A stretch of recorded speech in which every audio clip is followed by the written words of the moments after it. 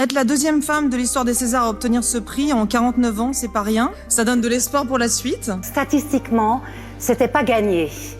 En France, les femmes de plus de 40 ans représentent 51% de la population et 8% des rôles. 8% des rôles.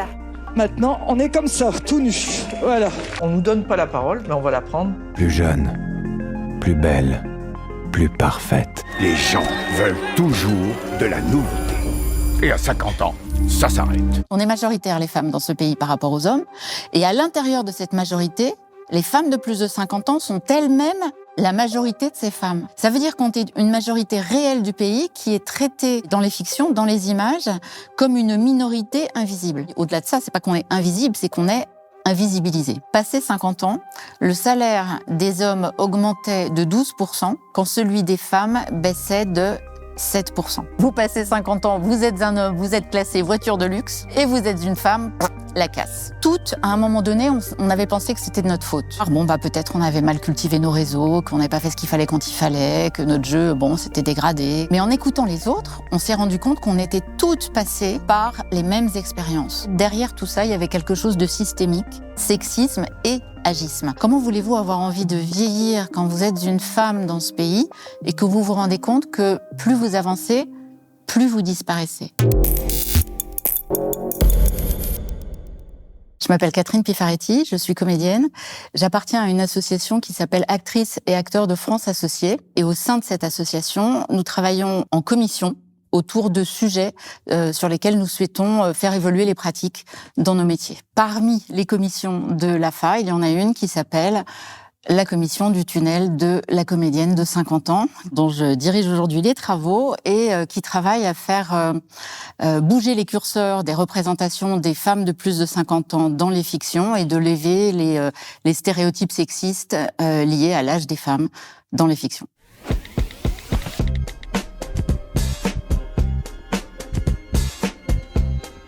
Les Césars, ils reviennent de loin, quand même.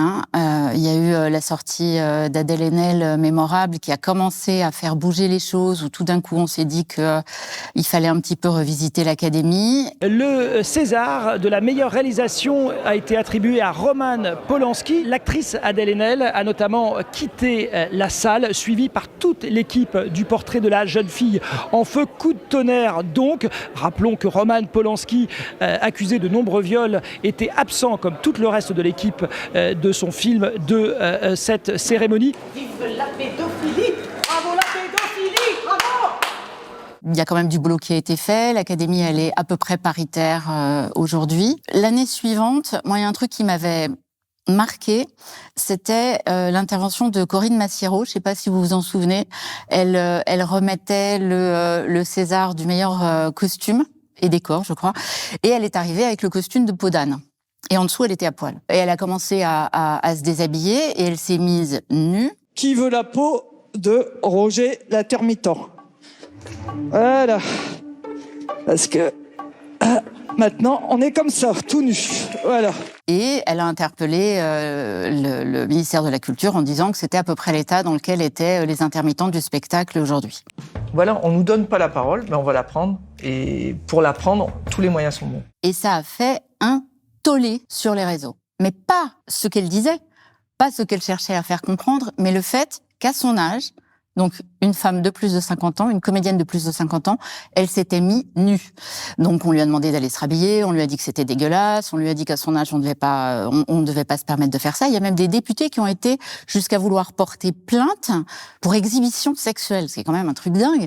Alors que quelques années auparavant, Sébastien Thierry avait fait exactement la même chose, était arrivé à poil sur scène, s'était mis sous le nez de la ministre de la Culture.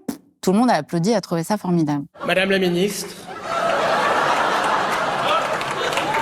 les annexes 8 et 10 concernant les intermittents du spectacle risquent une nouvelle fois d'être renégociées. Il y a quand même quelque chose là qui raconte la manière dont la société regarde les femmes de plus de 50 ans, sitôt qu'elles osent quelque chose qu'a priori la société ne leur permet pas encore aujourd'hui. Et pour revenir au César, l'année dernière, on s'est dit « Ah, il y a peut-être un petit vent de nouveau qui commence à souffler, avec Anatomie d'une chute qui a tout raflé. Être la deuxième femme de l'histoire des Césars à obtenir ce prix en 49 ans, c'est pas rien. Ça donne de l'espoir pour la suite. Bon, cette année, c'est reparti. Dans les catégories reines que sont la meilleure réalisation et le meilleur film, il n'y a aucune réalisatrice. Toutes les réalisatrices vous le disent aujourd'hui, elles arrivent à rentrer dans la carrière en faisant leur premier court-métrage, leur premier long-métrage. Le deuxième est très difficile, le troisième est presque inatteignable. En gros, on sait aujourd'hui qu'il y a 1 personne sur 2 dans les écoles de cinéma qui sont des femmes. 1 personne sur 3 qui est une femme réussira à faire son premier court-métrage.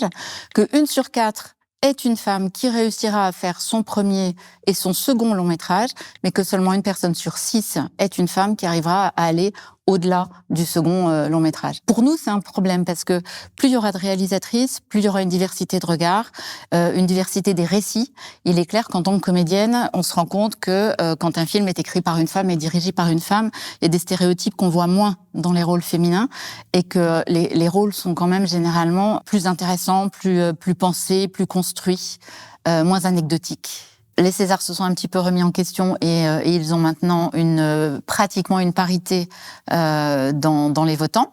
Mais pour autant, on voit bien que ça change rien cette année. Étonnamment, parce que je crois que c'est la première fois que ça nous arrive, étonnamment, nous avons 3 comédiennes de plus de 50 ans qui concourent pour 2 d'entre elles pour la catégorie premier rôle et 1 d'entre elles pour la catégorie second rôle.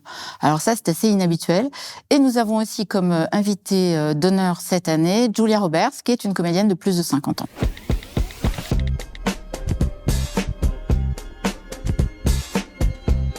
Donc nous, on a été frappés à la porte du ministère de la Culture, évidemment, en disant voilà ce qui se passe, vous n'avez pas conscience, mais là, il y a quelque chose qui est de l'ordre de ce qu'on appelle le double standard, sexisme et agisme. Ce double standard s'exerce sur les femmes dans cette société à travers le cinéma. Et il faut que le ministère fasse quelque chose. Le ministère nous a aidés à rentrer au CNC, le Centre national du cinéma, donc l'endroit où l'on va donner des subventions aux productions pour pouvoir réaliser des films. Et donc, on est allé voir le CNC en leur demandant des chiffres. Et le CNC a accepté de faire cette étude chiffrée, de rentrer surtout dans leur tableur l'âge. Et depuis, c'est intégré aussi dans leur tableur et tout à chaque sortie de leurs études, donc tous les 2 ans, on se rend compte que la discrimination perdure. Donc quand ils ont sorti leur premier focus sur les comédiennes de plus de 50 ans, leurs chiffres sont venus corroborer les nôtres. Ils sont tombés exactement sur les mêmes chiffres. Donc depuis, on arrête de nous dire qu'on est des comédiennes en mal de rôle et on commence à entendre l'enjeu de société derrière ce qu'on dit. Ils ont eu des chiffres qui étaient vraiment intéressants aussi. C'était les salaires. Parce que le salaire dit combien vous valez aux yeux de la société. Ils ont été comparés les salaires des hommes de plus de 50 ans et celles des femmes de plus de 50 ans. Jusqu'à 50 ans, dans le cinéma en France, il y a à peu près 10% d'écart entre les hommes et les femmes. C'est moins que dans la société, pour le coup, plutôt un peu plus égalitaire. Mais en revanche, passé 50 ans, le salaire des hommes augmentait de 12%, quand celui des femmes baissait de 7%. Ce qui veut dire qu'il y a une véritable décote à l'Argus des femmes passées 50 ans dans le cinéma français. Et vous passez 50 ans, vous êtes un homme, vous êtes classé voiture de luxe, et vous êtes une femme, la casse. Quand vous êtes comédienne, il y a quelque chose que vous ressentez immédiatement de l'intérieur. Vous allez commencer le métier en étant la fille de, puis vous allez devenir la maîtresse de, puis la femme, l'épouse de, puis la mère de, puis plus rien. Donc on a quelque chose en tant que comédienne d'intérioriser qui est que plus on avance, plus ça va être compliqué. On le sent de l'intérieur dès le départ. S'il n'y a pas de volonté politique, s'il n'y a pas le désir au niveau des institutions de s'emparer du sujet pour faire changer les choses changeront dans 1000 ans. Il faut qu'on arrive à prouver ce que nous connaissons de l'intérieur dans notre vie de comédienne, ce qu'on a tout de suite compris, mais que les autres refusaient de croire. Parce que quand on a commencé à en parler, d'abord on en a parlé dans notre cercle. On en a parlé à des scénaristes, à des producteurs, des productrices, des réalisateurs, réalisatrices, et qui nous disaient non, mais tu te trompes de combat, mais n'importe quoi, mais non, regarde, il y a Catherine Deneuve, il y a Isabelle Huppert. Et donc on a rapidement compris qu'il fallait qu'on prouve les choses. Et on s'est dit, pour compter, faut se compter. On n'a qu'à compter. Finalement, on n'a qu'à compter. Et c'est ce qu'on a fait. Mais en fait, combien on est, nous, les femmes de plus de 50 ans dans la société ? Parce qu'on ne savait pas. Et donc, on a été voir sur le site de l'INSEE, dans lequel il y a tous les chiffres de la population française, c'est génial. Et là, on est tombé de l'armoire. Parce qu'on ne s'attendait pas à ce qu'on a trouvé. On s'est rendu compte qu'à l'époque, donc on était en 2015, une femme majeure sur 2 en France avait plus de 50 ans. C'est énorme. Ça veut dire qu'on est plus de 52% de la population de ce pays. On est majoritaire, les femmes, dans ce pays par rapport aux hommes. Et à l'intérieur de cette majorité, les femmes de plus de 50 ans sont elles-mêmes la majorité de ces femmes. Ça veut dire qu'on est une majorité réelle du pays qui est traitée dans les fictions, dans les images, comme une minorité invisible. Et nous, on dit, au-delà de ça, c'est pas qu'on est invisible, c'est qu'on est invisibilisé. Donc, quand on a compris ça, on s'est dit, maintenant, il faut qu'on sache ce qu'on représente au cinéma. Et donc, on est allé sur un site qui s'appelle IMDb, dans lequel est recensé tous les films qui sortent dans l'année, avec toute la production, tout ce qui va avec, les noms de toutes les personnes ayant travaillé sur le film. Donc, le casting exhaustif. On a compté tous les rôles de femmes de plus de 50 ans.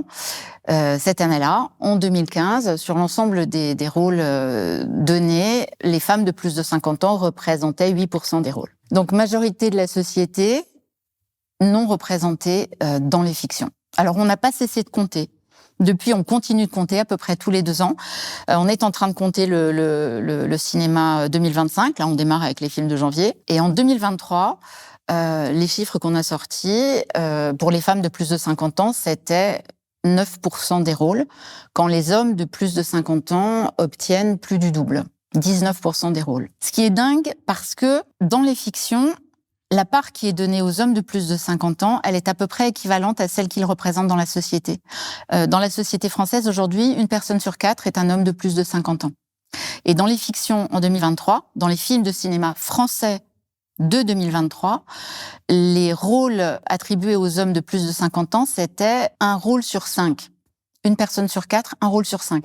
Donc on va dire qu'ils ont une représentation totalement à l'image de ce qu'ils sont dans la société. Pour les femmes de plus de 50 ans, nous sommes aussi 1 personne sur 4 de la société française, mais dans les films français sortis en 2023, les rôles donnés à des femmes de plus de 50 ans, c'était 1 rôle sur 11. Très concrètement, à partir de 50 ans, vous vous rendez compte que le téléphone sonne plus ou sonne beaucoup moins. Donc il y a un truc qui est complètement décalé entre ce que nous sert l'industrie et ce qu'est la réalité de la société. Il y a qu'à voir la différence d'âge qu'on peut observer parfois dans certaines fictions qui n'a rien de cohérent, quoi. On a eu le cas avec Eiffel. On a eu le cas avec le biopic de Ridley Scott sur Napoléon. Ce qui est dingue, c'est que historiquement, on sait que Joséphine de Beauharnais était plus vieille que Napoléon. Ils avaient, je crois, 7 ans d'écart, 6 ou 7 ans, je sais plus. Et là, dans le film, on va donner à Napoléon une comédienne qui est bien plus jeune que lui. Donc il y a un truc qui est pas du tout cohérent, même au niveau de la réalité historique. Au niveau de la qualité des rôles, je vais vous lire un truc. Une chercheuse qui s'appelle Geneviève Cellier, qui est l'une des premières chercheuses en France à avoir fait des études de cinéma et genre. Et Geneviève Cellier, elle a listé tous les films français des années 30 à nos jours.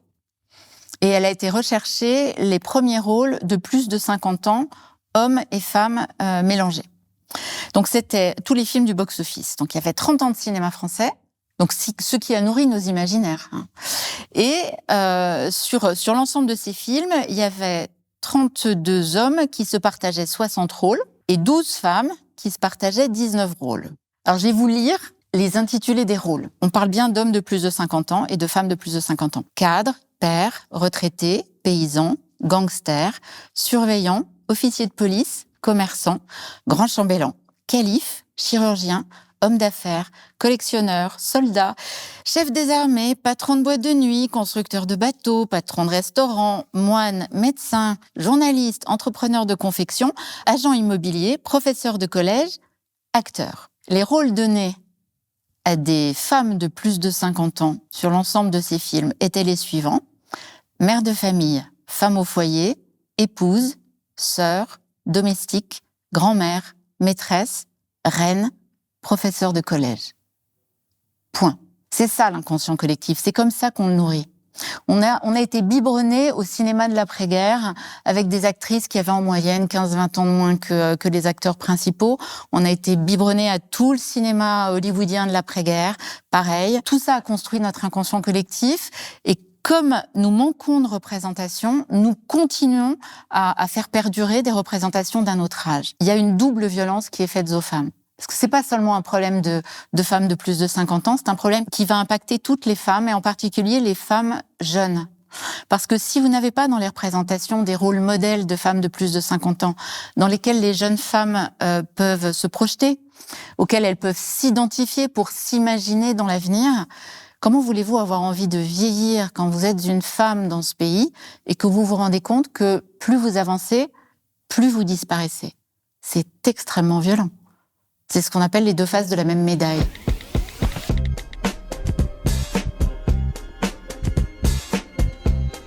Maintenant, il y a la réalité de ce qui est donné à voir, ce qui donne à nourrir l'inconscient collectif des spectateurs. Il y a quelque chose d'insidieux dont on ne se rend pas compte, mais on est toujours, nous, dans des rôles sexués, en fait. On est toujours en rapport avec soit notre capacité de séduction, soit notre capacité notre fertilité. Parce que on va pas se mentir, 50 ans, c'est quoi? C'est la ménopause. Donc ça, c'est un gros mot, hein, on lance le gros mot tout de suite. C'est la ménope. Et il y a quelque chose de complètement inconscient là, qui se joue dans le cinéma français, et qui est archaïque, qui dit une femme non fertile ne peut plus se donner à voir. Elle n'intéresse plus. Nous, on a toujours dit que notre combat pour faire bouger le curseur des représentations, c'est pas un combat de comédienne en mal de rôle. On n'est pas du tout sur un truc corporatiste. Il y a un enjeu de société qui se cache derrière et qui est vraiment important. Parce que si nous, les comédiennes de plus de 50 ans, on disparaît des images, ça veut dire que les femmes que nous représentons à l'image, les femmes de plus de 50 ans, elles disparaissent des récits. Et donc, elles disparaissent de l'imaginaire collectif. Parce que le cinéma, même si c'est un objet artistique, évidemment, on reviendra jamais là-dessus.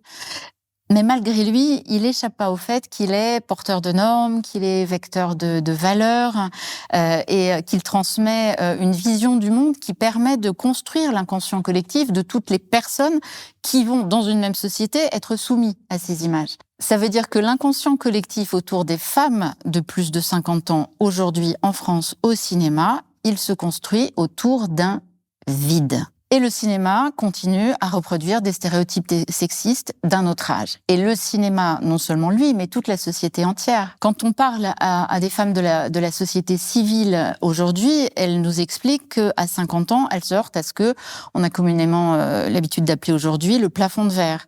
C'est-à-dire, à 50 ans, à l'âge de la maturité, où les hommes atteignent les rôles de pouvoir, elles se tapent ce plafond de verre et elles n'arrivent pas à passer au-dessus. Si nous ne sommes pas représentés, nous n'existons pas. Donc rendre visibles les femmes de plus de 50 ans dans les fictions, c'est un enjeu de société. Avez-vous déjà rêvé d'une meilleure version de vous-même? Plus jeune, plus belle, plus parfaite. Les gens veulent toujours de la nouveauté. Et à 50 ans, ça s'arrête. Il y a vraiment une mise en abîme, comme on dit avec The Substance, parce qu'en même temps, Demi Moore est une femme qui a usé et abusé de la chirurgie esthétique. Donc c'est une femme, et elle le dit aujourd'hui, elle est très honnête avec ça, elle a un discours qui est très cash, à plus de 60 ans, elle voit ce que le cinéma lui a fait, l'injonction que le cinéma a fait peser sur elle, et en même temps, le film le raconte avec une femme qui n'a pas le visage d'une femme de plus de 60 ans, qui a le visage d'une femme de 40. Donc il y a un truc là-dedans qui est presque schizophrénique. Il y a quelque chose qui change, en revanche, c'est le discours des actrices, et ça c'est intéressant. Aux États-Unis, alors elles ont pour habitude d'être toujours beaucoup plus en avance que nous sur les revendications. Elles osent beaucoup plus que nous dire les choses. Et donc on voit des actrices depuis un certain temps prendre la parole sur le sujet de l'âge. Chose qui ne se passait pas en France jusqu'à présent. C'était tabou. Mais vraiment.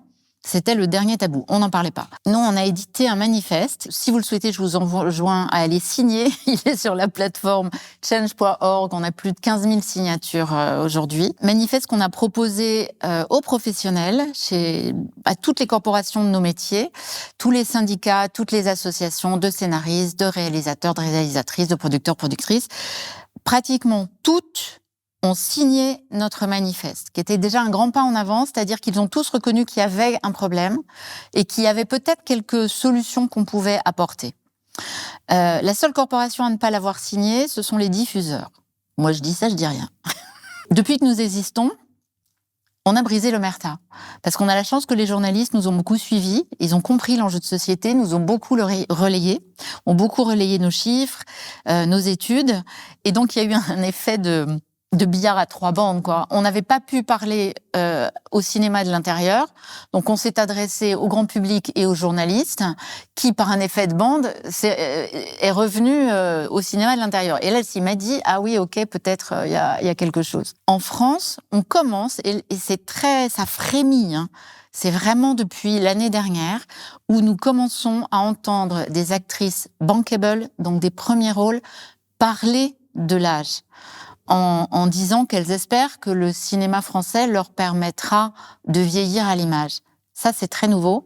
Et c'est sans doute parce qu'on a brisé l'omerta là-dessus. Ça, c'est intéressant. Maintenant, est-ce que l'industrie du cinéma va accepter de les faire vieillir à l'image ? Rendez-vous dans 10 ans, on va voir.